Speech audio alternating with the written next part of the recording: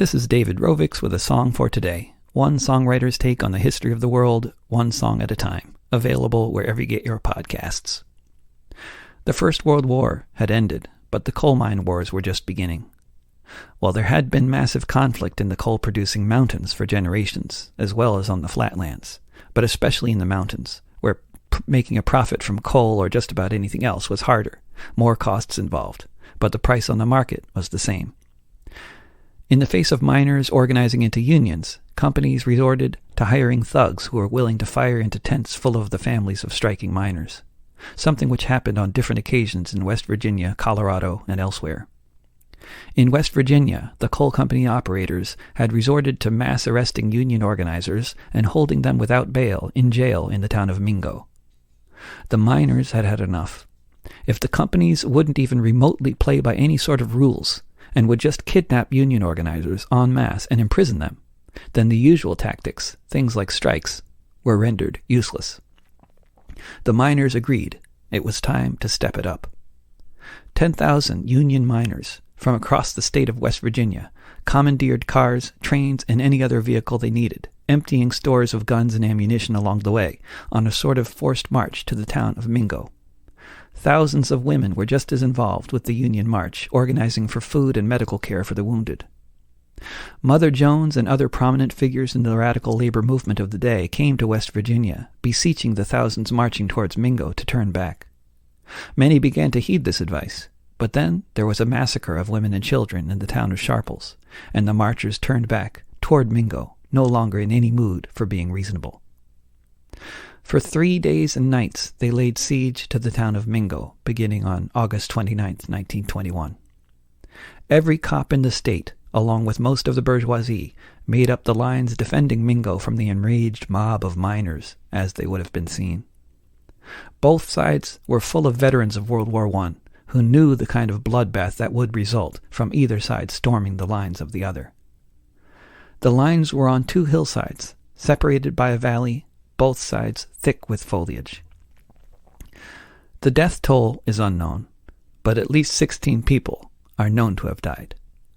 The army came in after 3 days, relieving both sides of their front lines, and then declared a truce with itself.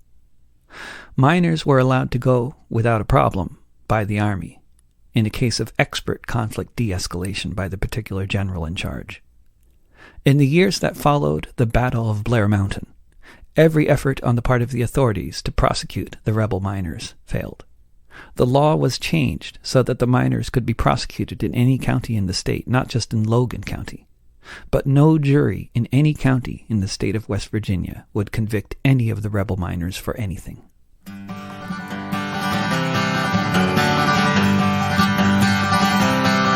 1921 was the year, seems like yesterday to me. Let me tell you about what happened then, back in the mine country. We were fighting hard to build a union, 'cause at 40 cents a ton, there was no way to feed a family when the mining day was done. The strike had lasted for a year when they shot down Smiling Sid. He was a lawman who stood up for us miners. That's the only crime he ever did. 100 miners locked up with no trial there in Mingo town. But the last straw came in Sharples when they gunned the women down. Now we're marching on to Mingo, 10,000 men and counting, here in the hills of West Virginia. At the Battle of Blair Mountain,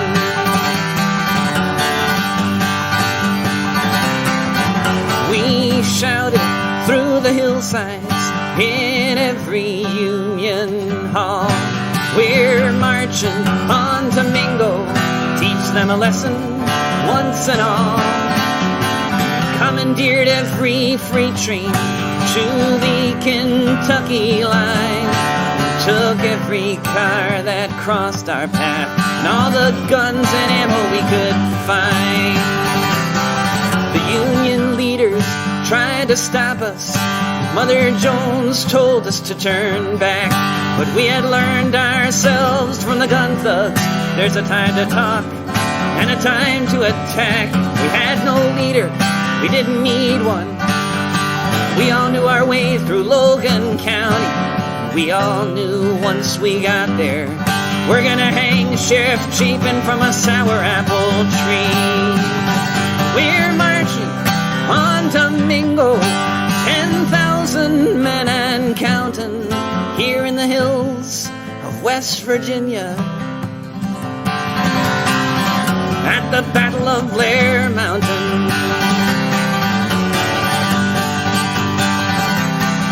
For 3 days and nights we fought them. The front was 10 miles wide. Every cop and scab in West Virginia was there on the other side. They dropped explosives from their airplanes, such a thing you never saw. They shot us with machine guns. It was the operator's law.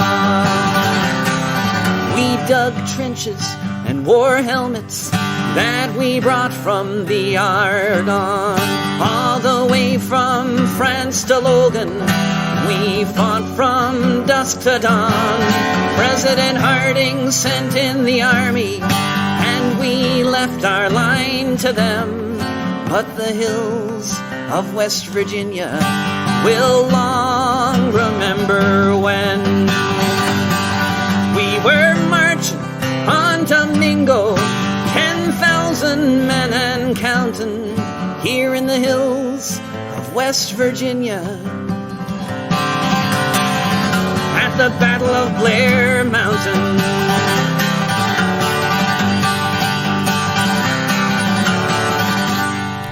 This has been a Song for Today from David Rovics, making popular education popular again. If you go to davidrovics.com, you can hear lots of other episodes of this and other podcasts, see where I'm touring next, and get on my email list.